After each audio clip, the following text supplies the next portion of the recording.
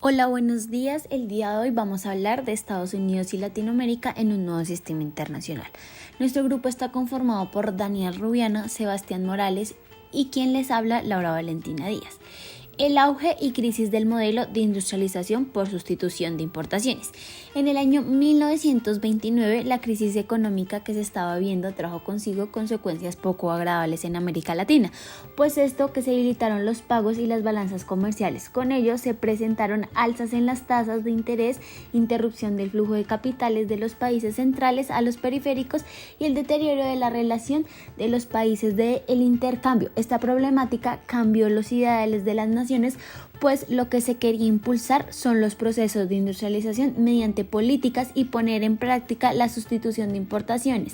La idea era crecer hacia adentro, y que el Estado actuara como promotor y director del mismo, puesto que las políticas de sustitución de importaciones devolvería a la independencia económica como consecuencia de la crisis de 1929.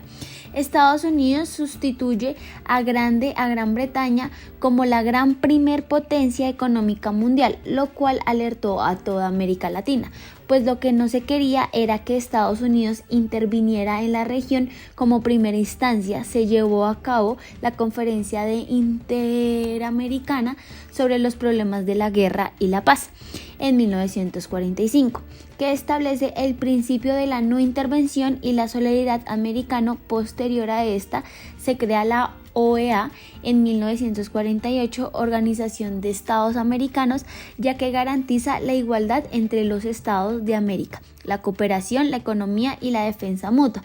Además, se promueve el rechazo a las políticas totalitarias y comunistas. Las políticas de sustitución de importaciones tuvieron como resultado para los historiadores nuevos liberales que la industrialización recibiera un fuerte impulso, pero como tal se centró solo en bienes de consumo final.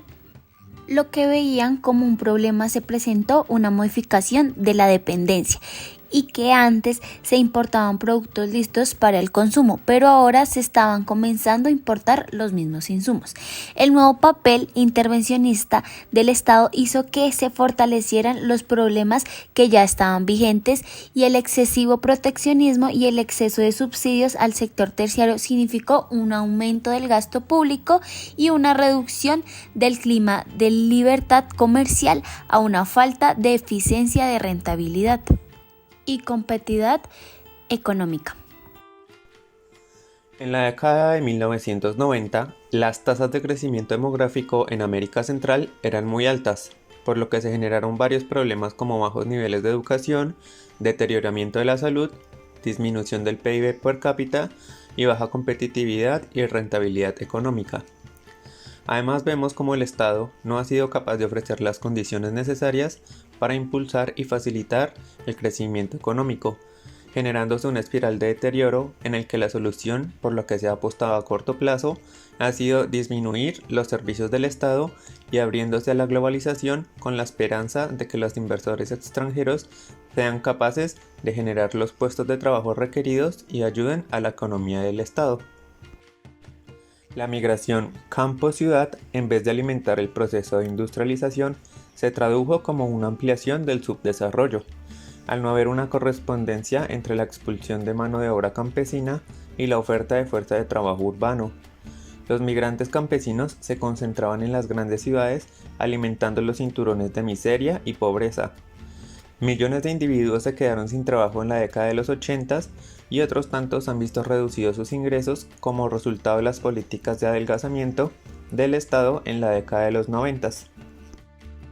En cuanto a las alianzas para el progreso y la promoción de los derechos humanos, se da comienzo en la década de los 60, después del furor del estallido de la Revolución Cubana.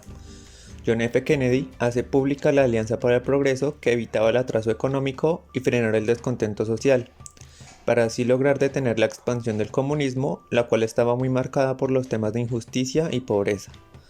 John F. Kennedy decía que si se defendía el crecimiento económico y el aumento en la producción, se desembocaría un desarrollo económico, un aumento en la productividad y se generaría un desarrollo social, el cual finalmente impulsaría el desarrollo político o la democracia.